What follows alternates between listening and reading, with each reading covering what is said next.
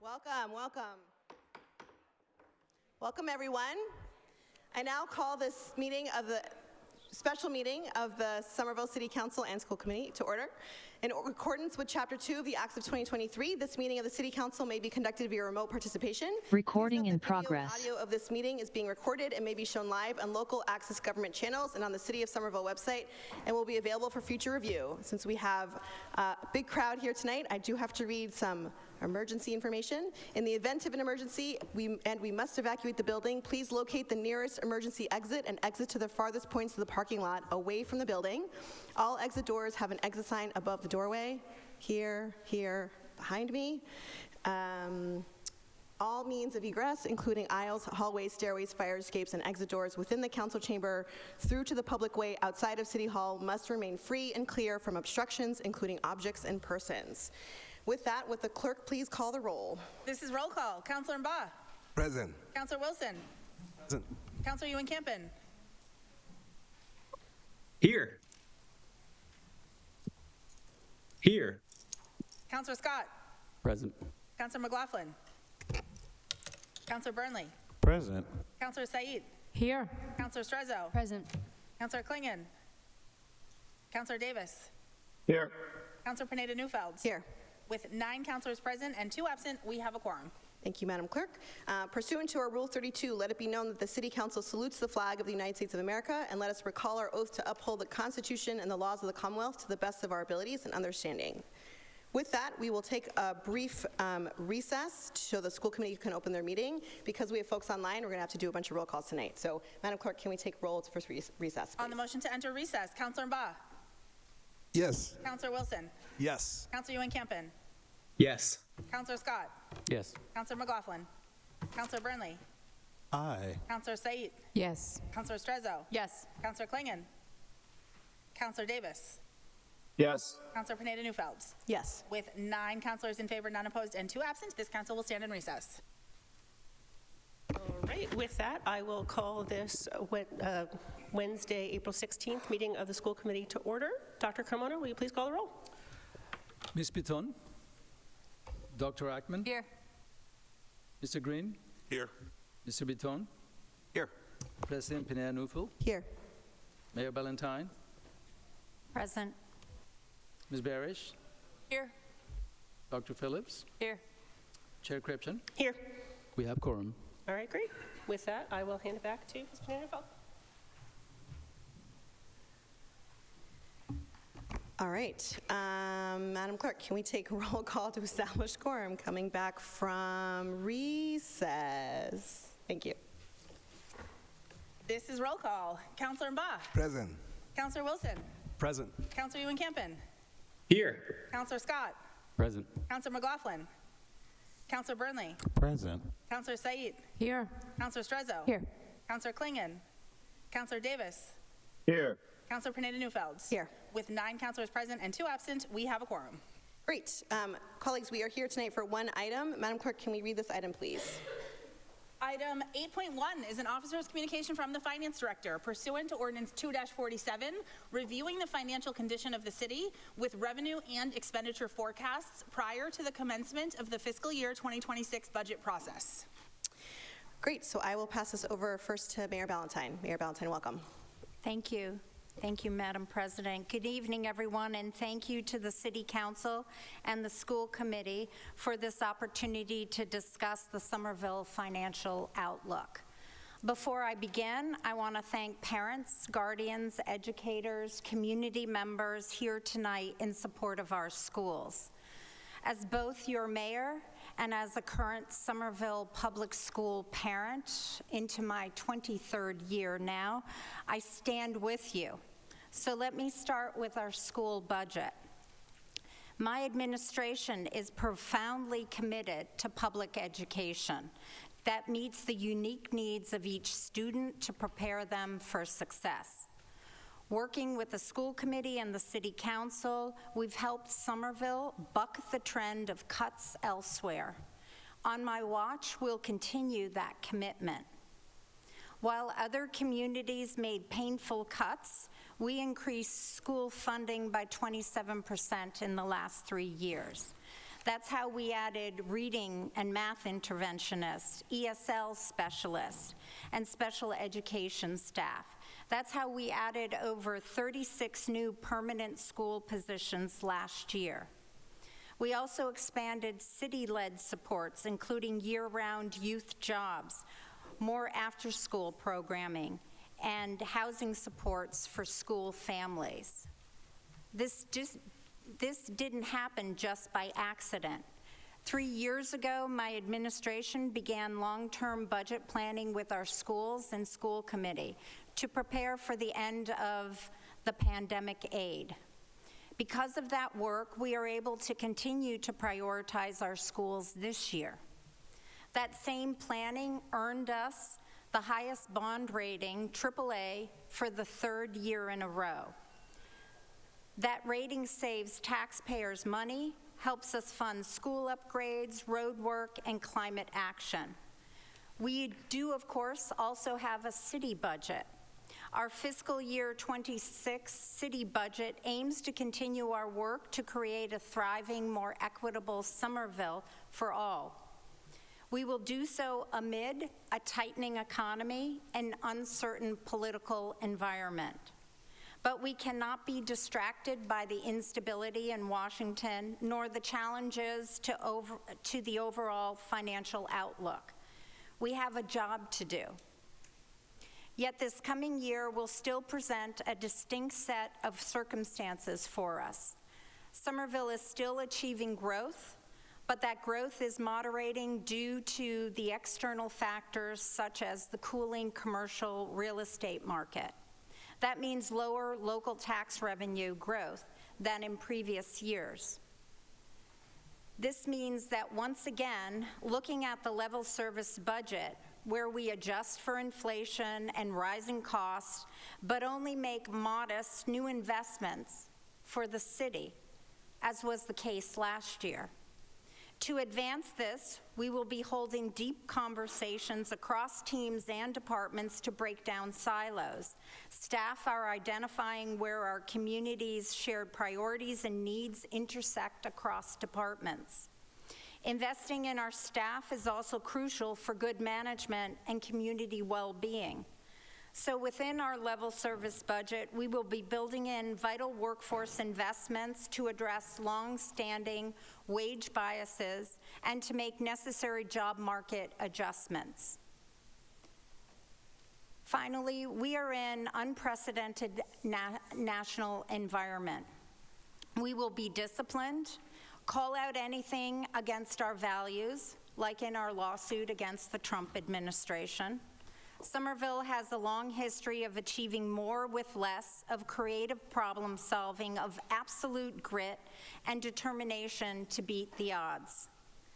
This moment calls for that grit, strategic thinking, and collaboration with you, the City Council, the school committee, our state and federal partners, and our residents.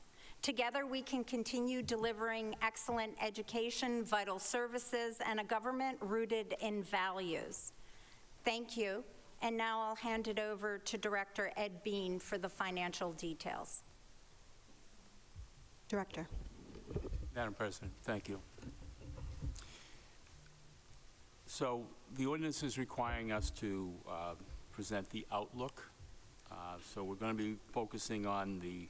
Can you move your mic a little closer? Yeah, I'm Thanks. sorry. How's that?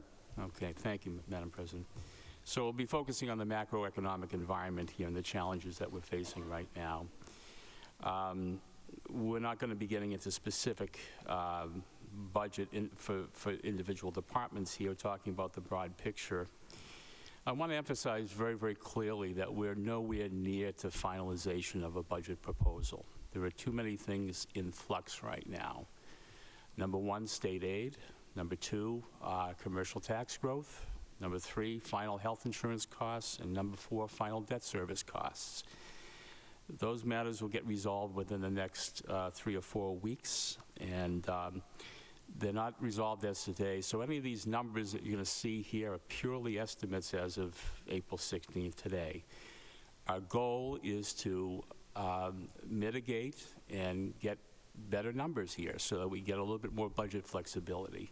So there's no no budget is set in stone at this particular point in time. We simply don't know where we need to look at full revenues and mitigate expenditures. So that's really the work for the next 6 weeks up until a budget time. So we have a number of slides.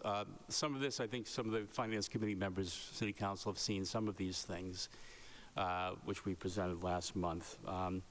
So slide number 1, historical trends. We usually like to do a little retrospective here.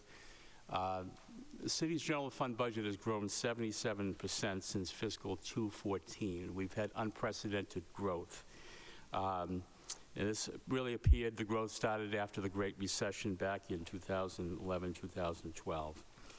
And the interesting thing is that our growth was well beyond the Boston CPI, which grew by 34.7%. Budget back in 2014, $195 million. Budget 2025, $361 million. Average yearly growth was 5.79%, and that picked up post-COVID, year 2021, when the average yearly growth in the general fund was 7.36%. So, of course, what fueled that growth was the unprecedented development in the city, commercial development, spurred on by Assembly Square, Boynton Yards, Union Square. And that growth allowed continued investment in our ability to hire more staff and new programming. But now we're looking at a bit of an economic lull at this particular point in time as the commercial landscape is changing, and we'll get more into that. So next slide is we do a 5-year perspective, the last 5 years in terms of budget growth. Where has the budget growth gone? And, you know, education is our #1 service in terms of that. $28.8 million of the growth went to the school department. Second was general government, $26.7 million. A lot of that general government growth is new departments such as racial and social justice, bolstering up housing stability, Office of Sustainability and Environment, and IAM. Pension and fringe, big number, $11 million. Next slide. As I said before, schools are our largest investment, and we thought we'd do a little historical perspective here, going way back to 2005. We experienced cuts back in the early 2000s with the Republican Governor Romney, and of course later during the Great Recession. So growth was only 1.65% during that 5-year period.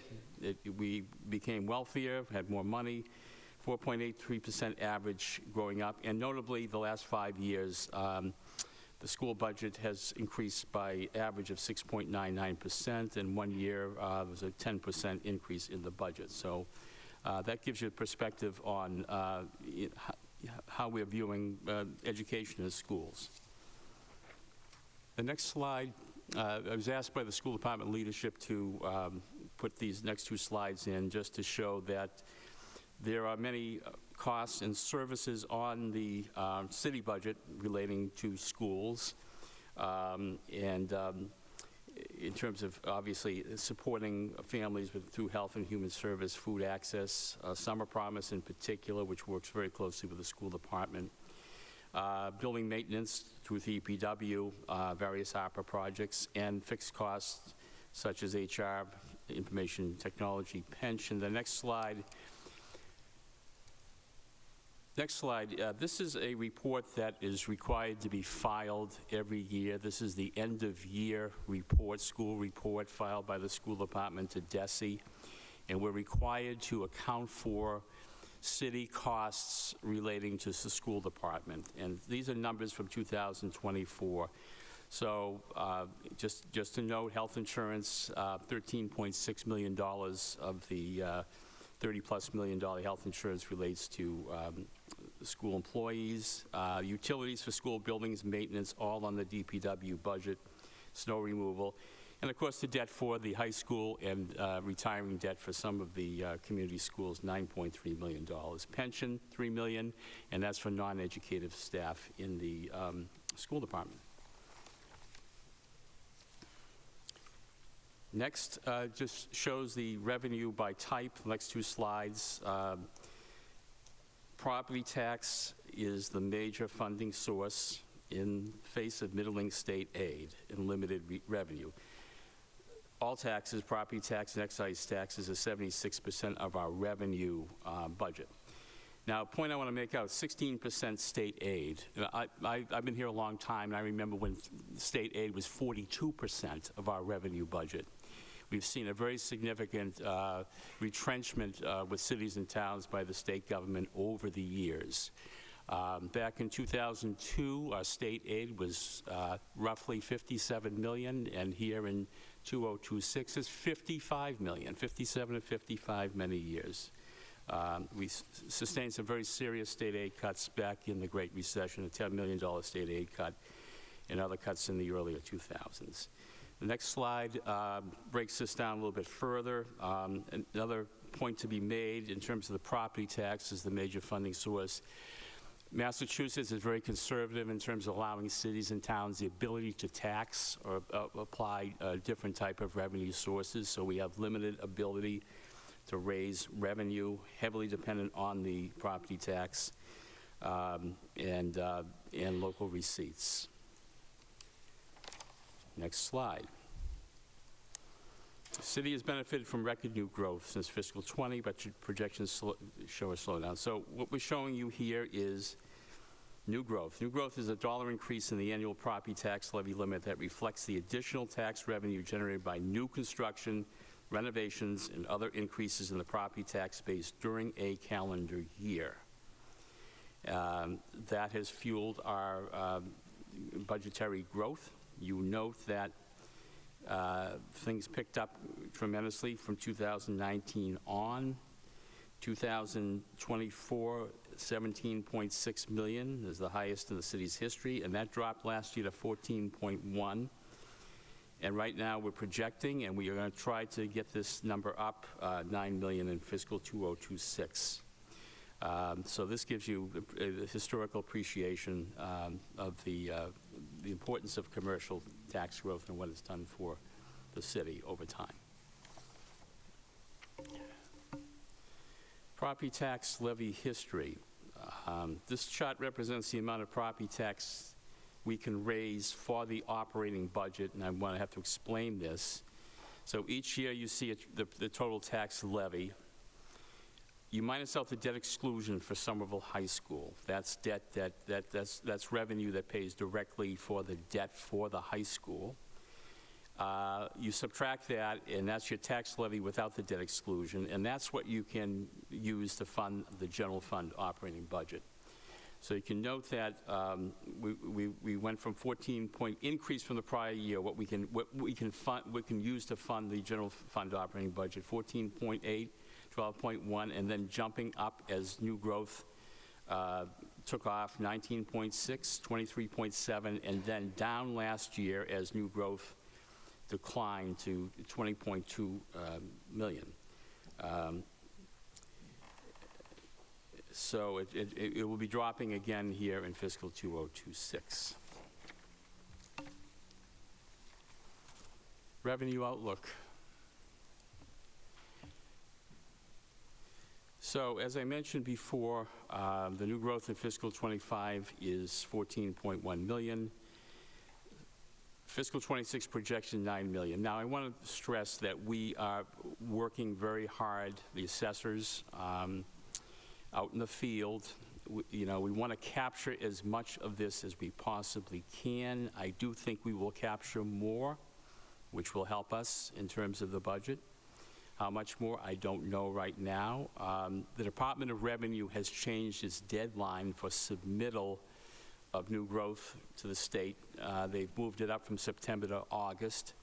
So the final number on new growth is determined by the Department of Revenue, and frequently that number is higher, and thus allow us to make supplemental appropriations after the beginning of the fiscal year. But we want to be able to look at this very, very carefully and see if we can get this up. The issue, as you probably are aware, is that in the Boston area, we've seen a collapse of office values in Boston. And and certainly the city of Boston is creating a revenue shortfall because Boston is more heavily dependent on office space than we are. But in our case, we have 7 vacant lab office buildings. And Somerville is one of several communities, including Boston, Cambridge, and Watertown, that is managing an oversupply of lab office leasable space. Vacant lab office buildings can only be taxed at 60% of their potential value. I know the assessor and the OSPC director have made presentations before the council and the need to find tactics to try to get these lab office buildings filled. If so, that's going to really, it's going to give us some substantial tax revenue going forward. So that's the problem we're facing right now, and as well as the general lull in construction. Construction isn't happening at the same pace. And that's creating probably the major financial problem for the city right now. So how do we project the tax levy, property tax levy for fiscal 2026? And here's the formula. You look at the current levy limit, which is 258, 565, 387. You multiply that by 2.5% and add on the estimated new growth, which equals 274,029. We are not by design 221,319 below the levy limit here in 2025, and that's a result of the fact that the DOR recap macro wouldn't allow us to get to the levy limit, even though we budgeted for that during this whole process. So the new levy limit would generate $15.6 million in new property tax revenue that could be raised under the levy limit. And that is a reduction from the growth of last year we were able to raise 4.5 more from the property tax. So this is assuming 9 million new growth, but we're going to make efforts to try to get that 9 million up. Other revenue. A real source of core revenue has been the building permits. This is, again, petering out again because of the economic conditions. We should note that when we look at budgeting revenue, we got to make a distinction between elastic revenue and inelastic revenue. Elastic revenue is variable. It swings up and down based on the economic conditions, on the state of the economy, and building permits is a prime example of that. Other excise revenues are the same, and construction permit revenue, such as plumbing, electrical, gas. Inelastic revenues are going to be pretty much our permits, licenses. They don't change very, very much. You know, it'll change based on the number of applicants, not based on the economy. And they're relatively predictable. These elastic revenues are difficult to predict. So we've had to we've budgeted in the last 3 years $8.5 million on our budget, and we've exceeded that. And it's been a major source of revenue for the city and for our surplus revenue. But we've had to drop that budget down to 5.5 this year, noting the decline in the construction activity. To date now here in 2025, we've got about 5.4 million in. I don't believe it's going to be much more than 5.5. We'll exceed it, but not by any of the same percentages that we have done. So in other words, when we budget revenue, we can't budget based on a moving target. The Department of Revenue, when we file our tax recap sheet, analyzes our revenue projections, and if there's a variation of 10% or more, we have to justify that. And it's occasionally they do not allow us to go up on our revenue projections. And there have been times where they have actually knocked down my projections on building permits and hotel motel revenues. So going forward in 2026, and speaking with the ISD director, I think that we want to note that it's about $4 million a year is based on building permits of less than $100,000, and that seems to be holding fairly steady So we look at going with that, plus maybe one medium-sized project. So we would be, the revenue will drop from 5.5 to about 5.1 in 2026. There'll be a bit of a drop there, but we think that's a realistic situation. 5,187,691. We look at the excise tax revenues, which has also been a source of growth for us. So we've got 4 excise tax revenues. We've got local meals, we have the hotel motel, we have motor vehicle excise, and we have the new marijuana excise tax. So local meals excise, the charge for local meals excise is 7%. The state takes 6.25% of that. We take 0.75% of that. And right now, we've seen a decline in the growth of meals excise. Revenue bounced back after COVID. You know, Somerville was always looked at as a fine dining destination, but growth has slowed. So the difference between 2023 and 2024 was less than 1% growth. And I'm not sure what we can attribute that to. Maybe it's the economy. Maybe people don't want to go out and eat as much, higher prices. So we can't look at that any more than a 1% increase in fiscal 2026. Now, we always have a chance to go back and look at these revenues before we file the tax recap in December. And if trends change, then we can up the revenues and look at supplemental budget situations. The local room excise, the hotel motel tax. The state imposes a 5.7% tax. The city imposes 6%, so it's 11.7%. And we did a local option on that back in 2008, 2009. These monies, both the meals and the hotel and the marijuana, flow to the state. We don't collect them. The state sends it back to us on a quarterly basis. So this one is, we've seen steady growth, especially after COVID, a 19% growth between fiscal 23 and 24. And even before COVID, we were seeing big increases, 20 to 30%. The state refuses to tell us where it's coming from. We would suspect, obviously, that the Assembly Row Hotel and the Cambria Hotel would be major contributors. The state says it's taxpayer confidentiality. They won't release the source, which makes it very difficult to accurately project. But what's new also is the short-term rental income, which has been coming in since March of 2023, coming in from the state. And that contributed $648,511, or 25% of the total revenue here in 2025. We are pursuing adopting the community impact fee of 3%. What that will do, I don't know, whether it'll dissuade folks, but I don't think it's, you know, I think we don't view necessarily these pressures on the housing stock from short-term rental as a good thing. In any event, I think we are looking at budgeting a 5% increase in this revenue source in fiscal 2026. The motor vehicle excise is a $25 per thousand valuation on cars.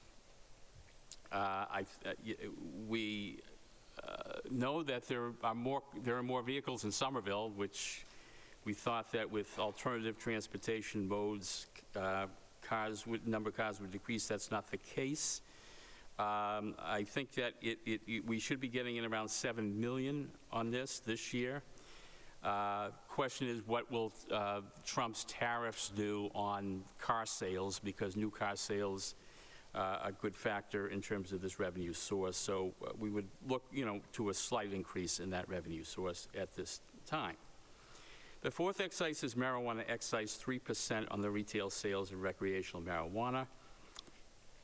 We have, as I said, since March 2023, collected this. This is going great guns. We have budget of $294,108, but I think that in fiscal 2026, we could look at a 25% increase on that revenue source. Next.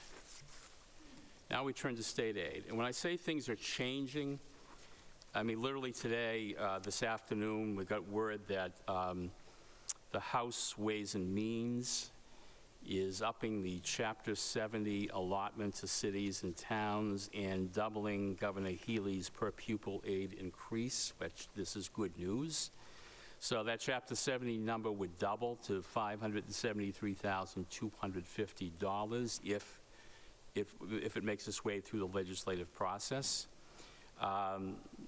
So you have the governor's revenue projections here. Chapter 70 is being based on $75 per pupil that the governor has put in. The House is looking at $150 per pupil. So we would hope that, the lobbying efforts proceed to see that that happens. So when we talk about state aid, we're talking about money that flows from the state budget to the city general fund and funds all of our vital services, schools, police, parks, public works. Two biggest categories, as you see, Chapter 70 and unrestricted general government aid. Other things like grants are not in here. Those are targeted, such as Shannon grants or library state aids. They're for specific purposes. They don't flow to the general fund. What the Mass Municipal Association is fighting for is an increase in the unrestricted general government aid. The governor has increased that by 2.2% over fiscal year 2025, which aligns with the state revenue forecast for the state tax revenue announced in January. Last year, she had proposed 3%. The MMA is looking to ask the legislature to up that to 3%. That's $682,546. So the total receipts, like I say, the governor's proposal is $55.4 million. I told you back in 2002 it was 57. So that's an increase of $681,580. So the state aid goes through the legislative process. It's the governor, it's the House, it's the Senate. We do not have numbers to that extent. If we get better numbers, traditionally, the legislature's done a little bit better on education aid as well. Then we will up the revenue analysis. And then the next one is assessments. So assessments are dropping by 411. As you know, the biggest assessment is the charter school tuition, which of course drains money from our Chapter 70. And the state has not come up with in my view, an equitable funding plan on that. So that's money leaving the governmental coffers for the private sector. MBTA is another big one. That generally goes up about 3%. Now, the charter school tuition and the charter school reimbursement revenue on the revenue side are very variable. We don't always get good numbers. They're based on enrollment figures for next September.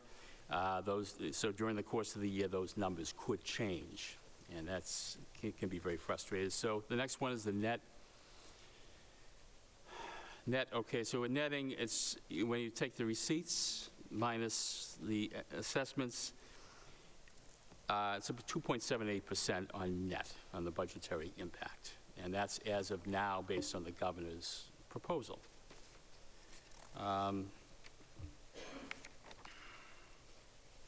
See where I'm going here. Next. Okay, so this is what I see as of this date, April 16th. And again, we want to change this as best we possibly can. What I see is the revenue projection in fiscal 2026. So I noted the excise taxes, $490,000, the property taxes. There are a few that we will raise that I think have been under budgeted the last few years, notably fines and forfeits. I think the traffic and parking director has been a bit conservative. We're going to be raising, not the fines, not the actual fines, but the revenue estimates. Raise that one, plus the motor vehicle citation revenue comes in from the state, as it's clear that there's been heightened law enforcement activity by the Somerville Police Department. In the day, we used to get about 150,000 a year. And we've been getting like 30,000, so we're going to raise that one up. So that one, the motor vehicle citations plus parking revenue brings us 1.7 more. Penalties and interest on taxes, again, not raising any of these interest rates, but I think that we can, that's been coming in, guess more people are delinquent on taxes, but 226,000 there. License and permits, that reflects just the drop in the building permit revenue. And again, the state revenue is dependent on the legislature, and the property taxes right now based on 9 million in new growth, and we will try to get that up, okay? So that's our expenditure base. So under this scenario, we can, we have $18,853,022 that can fund the general fund budget additional. The revenue estimate is $384,179. Expenditures. Again, just to show the composition in the city budget, schools make up 30% of our overall, public safety 15.3%, pension and fringe 15.04%, and general government 13% here in fiscal year 2005. So next, please. So we want to, in terms of how we look at things here is fixed costs, and we're going to be seeing a dramatic rise in the fixed costs here in fiscal 2026. We want to note that salaries make up 51% of the whole budget. Health insurance, 9.3%. Pensions, 4.8%, all fixed budgets. And of course, these costs magnify over time, and they eat up capacity over time as well, so they have to be watched and controlled, and they become part of the base budget. And we talk about a base budget, fixed costs as a proportion of the overall budget. There's essential services, there's operational costs, there's maintenance. Ordinary maintenance is an additional 29% of the budget. So we need to take care of our basic operational maintenance costs. So once we look at our fixed costs and look at the base budget, we can determine what room exists for discretionary or new investments. And we've been able to add discretionary investments because we've had substantial revenue to cover our base costs plus add on of new things, and that's not always going to be the case. So a higher base budget exposes us to external pressures, and we're feeling that now. Proposition 2.5, we are constrained by Proposition 2.5 levy limit. Salaries and benefits, we see long-term costs of salaries and benefits, inflationary pressures on contract values, economic factors, and long-term planning. An unexpected situation is a threat of federal cutbacks. So that is a definite threat and pressure for us. So looking at some of the major cost drivers, and this one is bad news. Health insurance. The Group Insurance Commission increased plan amounts on average of 11.4% for fiscal 2026. Last year, the average increase was 8.8%. This is by far the highest increase we've experienced since we converted to the GIC back in 2012. Current caseload, and this is a change in the numbers that the Finance Committee saw a month ago. This is as of April 1. The caseload is 2,960. and applying these increases to the folks who are currently enrolled in these plans, the budget increases by slightly less than $3 million. Our appropriation currently is $33.6 million. So any new positions that we do add to the budget in fiscal 206, we also have to accommodate with health insurance. The city contributes 80% of the premium. We're not planning on changing that. So this is a huge blow to municipalities. Trying to find ways to mitigate. One is encouraging folks, employees, to use the city's opt-out plan, whereas if you leave a family plan, the city will give you $4,000 and $2,000 for an individual plan. We are trying to market that now. We are currently in the open enrollment period, so we don't know exactly what the final budget will be until that is concluded, and we can see what plans people move to. We would hope folks would move to some of these lower cost plans, given this big whammy that they've been hitting.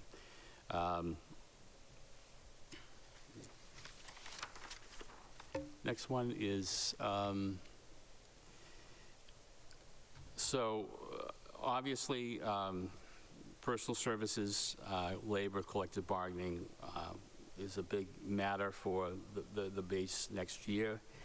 We budgeted several $1 million in our salary contingency, so on the city side, we've settled fire suppression and fire alarm. Just recently, I think this past week, the mayor signed an MOA with the police patrolman, so you'll be seeing an appropriation for that very, very shortly. E911, the SMEA-B, to me, a historic settlement with SMEU, and I've been part of 4 administrations, and this is by far the best package that's been given to the SMEU. And there's been a recent classification on unit classification salaries. Any further settlements, and we'll be engaging with SMEU and with units A and D currently in negotiations, we will build into departmental salaries. We're probably looking at an added $2 million onto to the base next year, because we had a good budget here in fiscal 2025, roughly. We're still vetting those numbers out. We plan through the salary contingency and reserves for this situation, so that we are able to ensure that we want to always ensure that salaries are sustainable on the budget for the long term.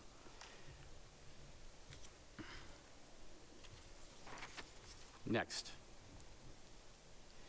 So another blow is pension appropriation. The Somerville Retirement System conducted an updated actuarial study. They have to do that every 3 years.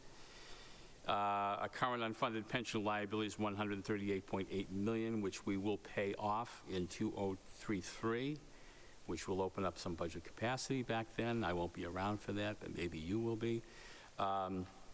So this year, usually the increase has been about $400,000 or $500,000. It's going to be $1,359,251.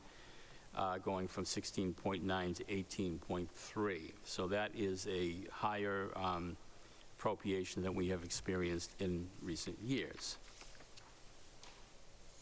Next major cost center is debt. So we are currently, what we do is go out to market for our debt in mid-May.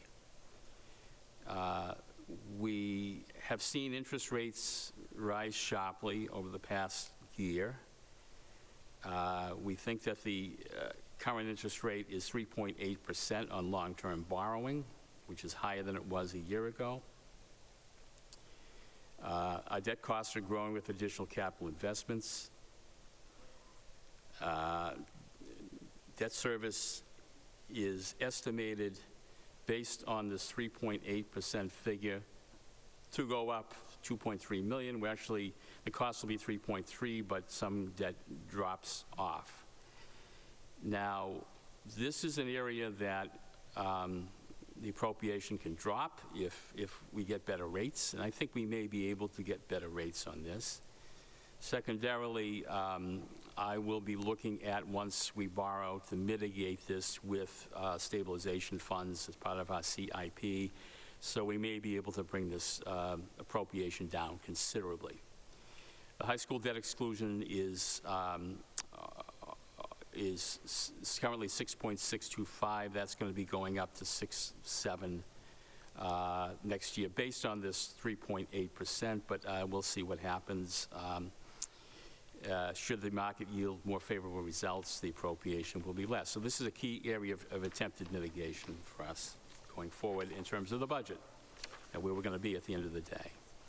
So some of the projects we're borrowing for are here, listed here. These are our current capital projects in play.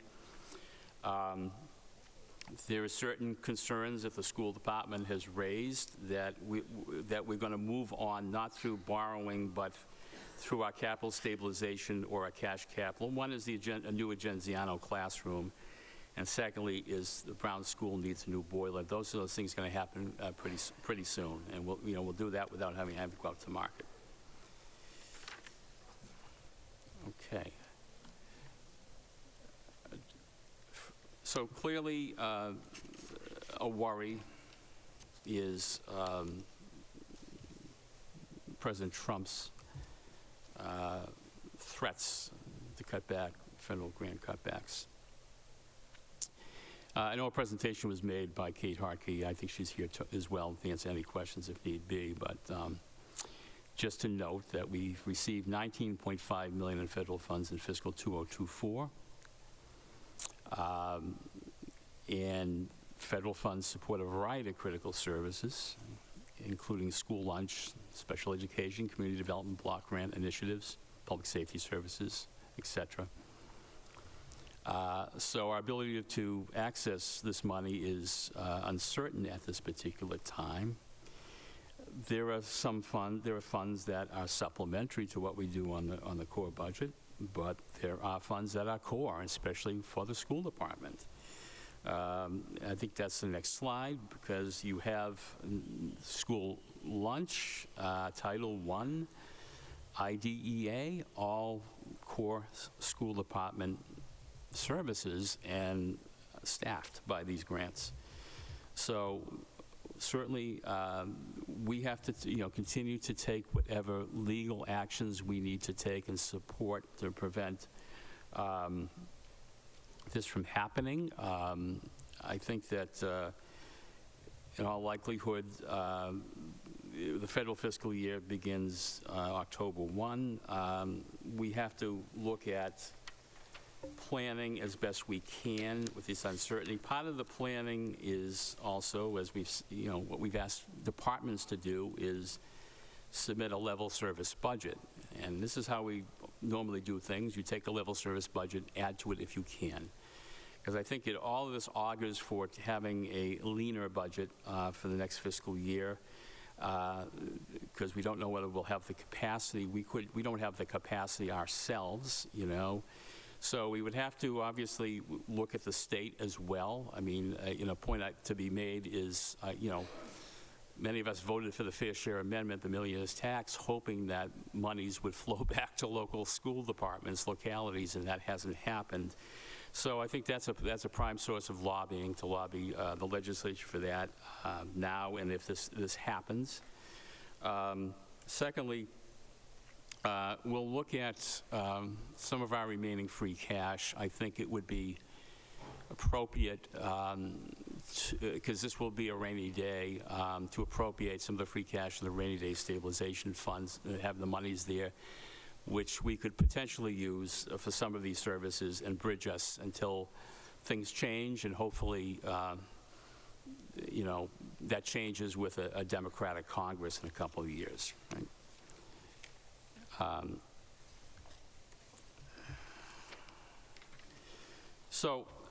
Again, nothing is set in stone on the budgets. We're looking at level service budgets. We have a lot of work to do on the city side right now. in terms of evaluating that. We need to increase our capacity here with some of the things I've mentioned, try to mitigate as best we can. So we've been working collaboratively with the school department. We've had a very productive meeting this past week to discuss the needs of the school department, and there are needs. And we are awaiting these final estimates for health insurance, state aid, debt service, updated new growth. Once we get that, we have a better picture on what we can possibly budget citywide for everybody. We will also look at strategic use of reserves to fund, if we can fund one-time projects with reserves of free cash, we'll do that to mitigate the budget. As I said, we can net down the debt service with reserves after we go out to market. On the city side, we're looking at Mr. Mastroboni, the budget director. He's looking specifically at targeted cuts on non-personnel line items on the city budget sides. The city departments have submitted level service budgets, but we will audit and look at that very, very carefully. We'll capture as much new growth as possible. Again, we'll re-examine all of these revenues that I put forward, consider any alternative funding sources, and as I said, encourage employees to review cost health insurance plans in the city's opt-out program. And again, I think that, as we said earlier, we need to lobby and support any legal efforts against the cutting of federal funds to the institutions that do not comply with President Trump's political priorities. Beacon Hill, I understand that the school committee has invited our state delegation to a meeting, which is good. I understand that on the federal government, I understand Ayanna Pressley is holding a town meeting very shortly, which we all should attend to fight the cuts. We should lobby for more funding flexibility. Municipal Power Act has been refiled by Governor Healy. That would allow us to raise the meals tax, allow us to raise the hotel motel tax and motor vehicle excise. We could bring in maybe another $1.8 million into this scenario. Again, the Fair Share Amendment is an opportunity to share monies back with cities and towns. So I think that, as I said, I think we need to be constrained as best we can, given the threats in front of us. Like I say, there's nothing set in stone at this moment. We'll see what happens, but we want to maintain our services. We want to keep level services. We certainly don't want to see anybody laid off. Exactly. We don't want that to happen, period. We've been working cross-departmentally to identify opportunities between departments with a series of meetings that we've been holding. Building out the foundation of the organization is a priority identified by staff this year. We expect to utilize existing resources to enhance service delivery. And basically, a conservative budget will ensure that the city and schools are ready for whatever happens over the next 12 months. So again, we are going to work very hard over the next 5-6 weeks to try to change this scenario as best we can. That will then allow us, a situation where we can develop a budget, hopefully, that meets all needs. And that's it. Thank you so much, Director.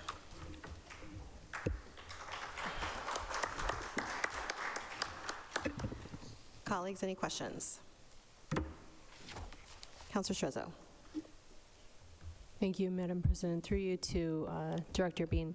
On one of the slides, of the revenue projection slide, talking about pilots, so that there was, if I read this correctly, no, but not moving so fast. Okay. No, they're not numbered. So one of the graphs, talking about the pilot, from what it looks like, a pilot projection, is there an increase of money coming in or benefits coming in from a project, a pilot project, and what that would be and where would that come from? Yes, I think it's through you, Madam President, to Councilor Strezzo, that would be the Mass Brigham pilot. That would be the increase. And there are two major pilots in the city. One is Mass Brigham. We don't have a formal pilot agreement with Tufts, but they give us $450 a year. We expect them to continue to do so, plus $25,000 from the sale of the Western Junior High. So we get $25,000 in perpetuity from Tufts because of the sale of that building, which is now the TAB building, to Tufts back in 1986. The others are very small nonprofits. There are a few solar power ones. They don't amount to much money. And as you know, pilot payments are voluntary. You know, we'd like to see the law change on that, but they are voluntary contributions. Councilor Mbaugh. Thank you, Madam President. Thank you, Dr. Bean and the Mayor and Director Mastroboni for your presentation. It's always very insightful to hear about city finances and where we stand. I guess one fundamental question I want to ask is are school lunches funded by the state or they're federally funded? Through you to Councilman Mbaugh, both. Now, the mayor spoke with Speaker Mariano. Did you want to add on to that, Mayor? Yeah. So you mean going forward? So last week, Speaker Mariano mentioned in a discussion that they want to fully fund coming out of the House free lunches and continue to do that. Okay. True, Madam Chair. So just to be clear, so they will be funded by the state. Because one of your slides said they're federally funded, so this was just for clarification purposes. We worry about federal funding being cut by the president. So what the mayor is saying is Speaker Mariano is considering that and hoping that the state picks it up, and they could do so through that fair share amendment money. Okay. Councilor, on that point, School Committee Rep Green would like to speak to that. Yeah. So last week, in part of the this is where it gets confusing because it's a SUP based on past funding. So I want to say FY24 fair share SUP excess supplemental bill that passed the House paid included funding for universal lunch and breakfast for all Massachusetts schools. So when that gets through the Senate and the House and Senate and Governor remains to be sure, but the House version of it passed included funding for universal free lunch and breakfast. Councilor Mbaugh. Thank you, Madam President. And then on one of the slides, I appreciated the breakdown in federal funding, but when I saw the 2.78% increase from state funds, are they earmarked towards certain departments or programs or like? Through you to Councilman Mbaugh, no, that's what is called the cherry sheet revenue, which goes to the general fund. It's not earmarked. The one earmark on that list is libraries. The library goes to library state aid. That is earmarked. Everything else goes directly to general fund to fund all services. Thank you, Dr. Bean. Thank you, Madam Chair. Councilor Burnley. Thank you, through the chair. Hey, Director Bean, nice to see you. I'm glad that the administration is looking at where we can provide new revenue. I was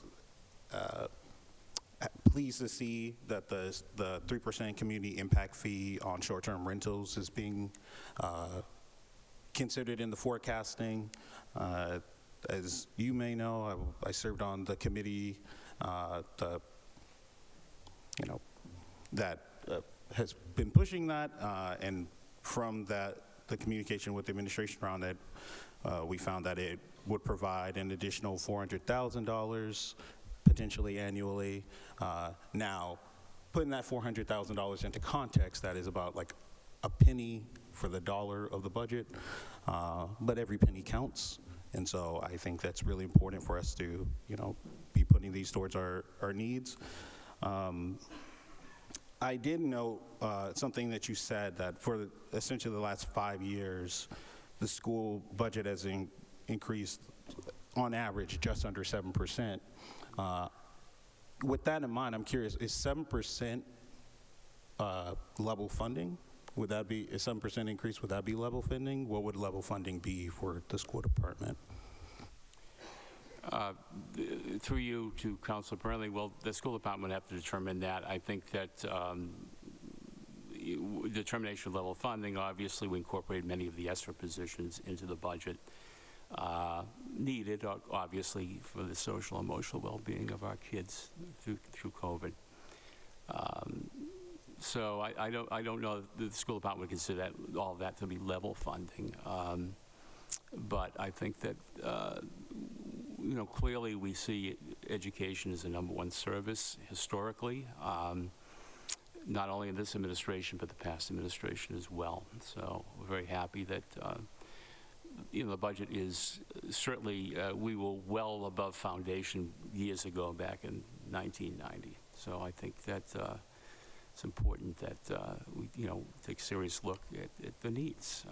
And like I say, nothing is set in stone at this particular point in time. So we've had good dialogue with the school administration leadership on the needs going forward.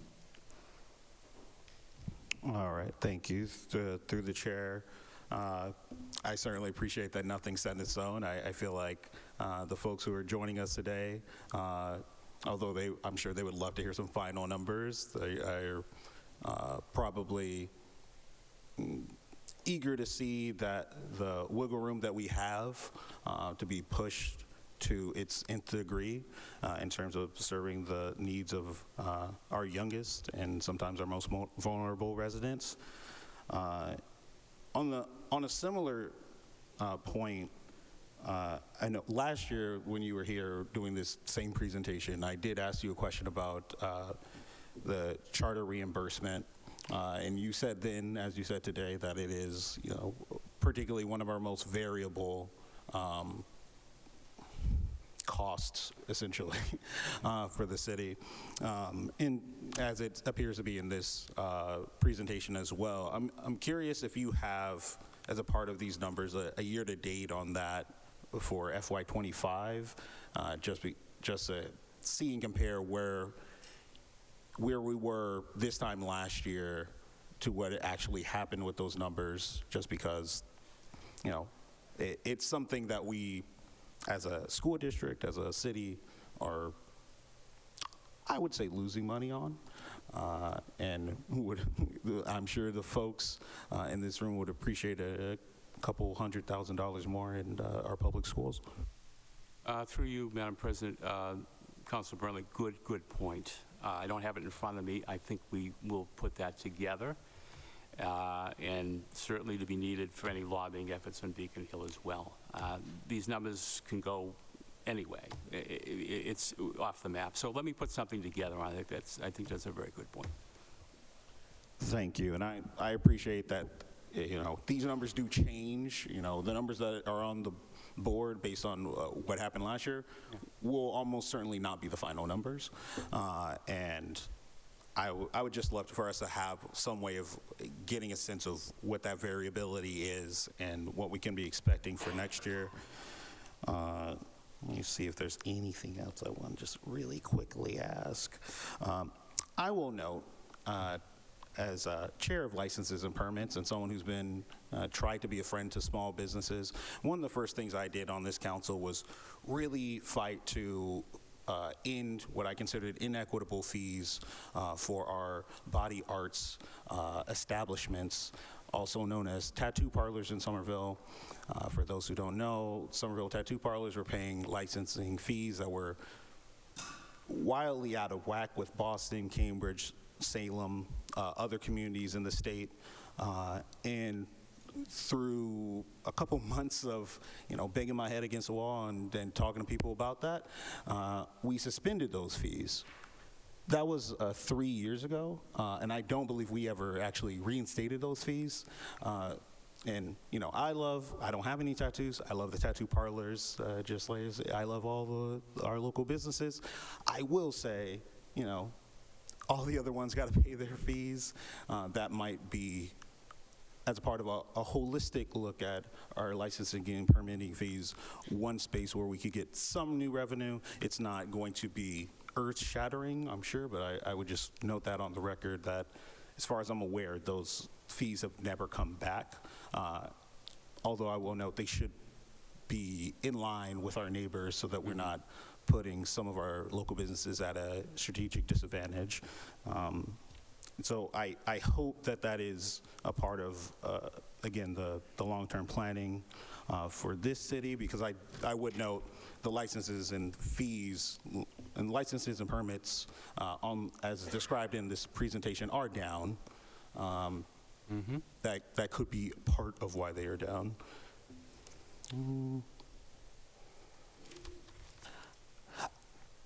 Through you, Madam President, the big one is the building permits, dropping that, you know. But we do ask our department heads to look at the permits, the fees, that type of thing, and, you know, adjust them where we can. So that's, you know, it's part of the process. We're not really looking to jack up any of these things this year. Down the line, if we have serious difficulties, we may have to look at that with a more serious look in terms of raising revenue. Certainly, through the chair, and just for me to be clear, I'm not asking for you to jack up prices on the tattoo shops. I don't think anyone wants to go in and, you know, get a butterfly and it costs $10,000, regardless of where it is. I will say, suspended fees do not bring in the city any revenue, and, you know, having some equitable fee would. I think I have maybe some other questions and thoughts, but I'll wait for my colleagues and counterparts on the school committee to ask theirs. Dr. Phillips? Thanks, through you, Chair. Thank you very much for this presentation. I appreciate it and learned a lot. I know just enough to be dangerous here, so please take this with a grain of salt. But when I am off the cuff trying to add up the increase in the school department budget, the increase in health insurance, the possible loss of our federal revenue, far exceeds the amount of cash we're going to have to add to the budget. I am very grateful that the city has thought through how are we going to close that gap. And the question that I have is, I didn't see anything in tonight's slides about how much money we have squirreled away in different stabilization or rainy day funds, and I'm wondering, is there a report somewhere where I can look at that and get a sense of how that figures into the overall financial picture of city?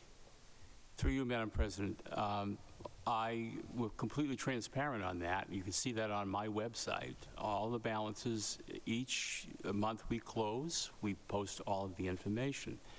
So we have a lot of money in those reserve funds, but as you know, you build your general fund budget based on recurring revenues, and those reserves can be used, and we've used them in situations of crisis, like in the Great Recession. We drew down upon them to sort of hold us, you know, hold us standard until conditions change, all right? So you have to judiciously appropriate those reserves. You got to have ongoing revenue, otherwise you're just forcing a deficit in the budget.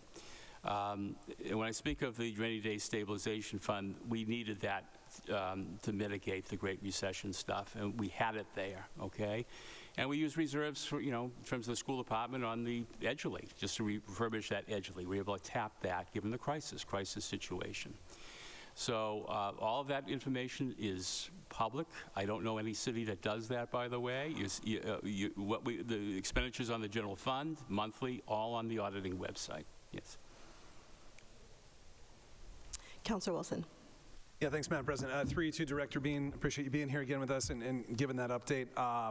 I want to jump back to the conversation about the charter schools, specifically from my conversations with school committee members. My understanding is that the funding, both the funding and the assessment side, are part of a formula tied to basically the number of Somerville residents who attend a charter school. Is it safe then to assume that we're seeing a trend of a decrease of Somerville students enrolling in charter schools? Through you to Councilor Wilson. This is a question I've asked actually for the school department administration to look into this. I don't know. I'm curious to find that out. But these numbers change so much that I just can't put a lot of faith, in an assumption that we've got less students going to charter school. So it's something that I'm very interested in finding out, and maybe the school department administration can help us out on that. Well, Madam President, I just asked that because from the way the funding formula was explained to me, it seems like there's evidence of that trend. So in which case, shout out to SPS and the school committee for making SPS such an attractive proposition to Somerville families that I believe we are seeing a decrease.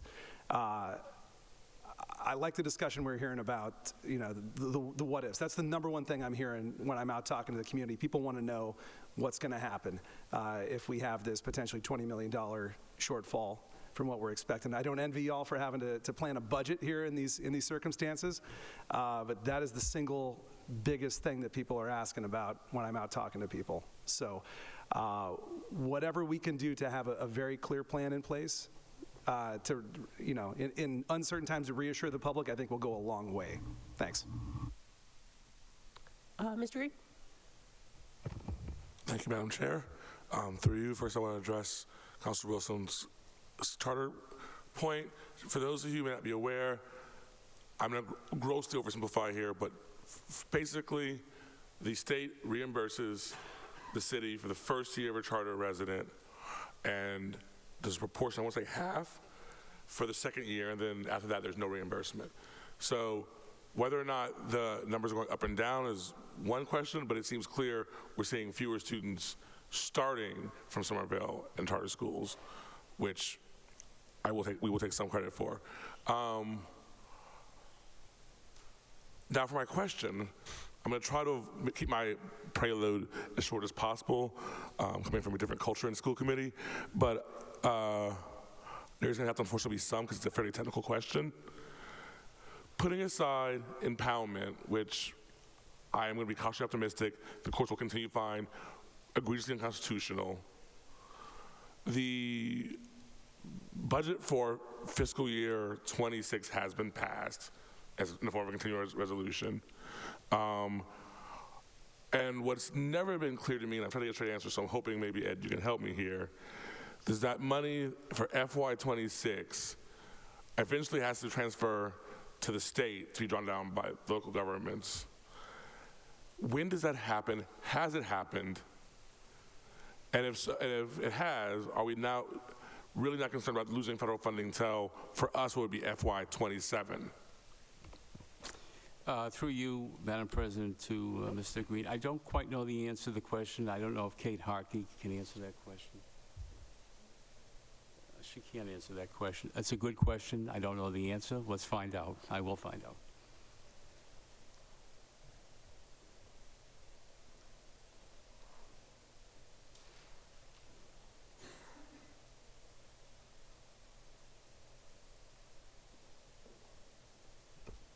Seeing no further questions. Okay, Madam Clerk, can we take roll to place this item on file, please? Indeed, Madam President. To place item 25-0777 on file. Councilor Mba. Yes. Councilor Wilson. Yes. Councilor Ewan-Campen. Yes. Yes. Councilor Scott. Yes. Councilor McLaughlin. Councilor Burnley. Aye. Councilor Said. Yes. Councilor Strezzo. Yes. Councilor Klingon.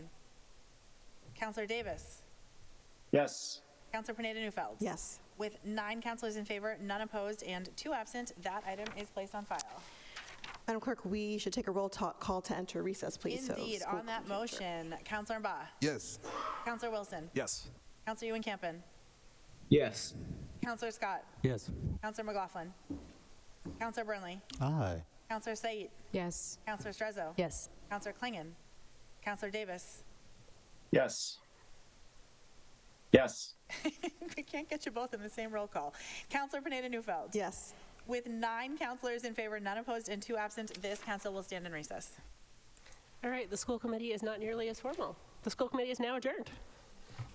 Madam Clerk, we need a roll call to establish quorum following this recess. We do indeed. Get comfy, folks. Councilor Mba. Yes. Councilor Wilson. Present. Councilor Ewan-Campen. Here.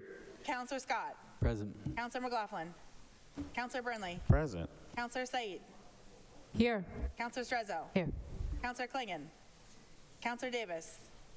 Here. Counselor Pineda Newfeld. Yes. With Here. 9 counselors present and 2 absent, we have a quorum. One last roll call to adjourn, please, Madam Clerk. Adjournment. Counselor Mba. Yes, please. Counselor Wilson. Yes, please. Counselor Ewan Campen. Yes. Counselor Scott. Yes. Counselor McLaughlin. Counselor Burnley. Aye. Counselor Said. Yes. Counselor Strezzo. Yes. Counselor Klingon. Counselor Davis. Yes. Counselor Pineda Newfeld. Yes. With 9 counselors in favor, none opposed, and 2 absent, this council is adjourned. Thank you. Have a good night. We have to vote to adjourn when people are remote.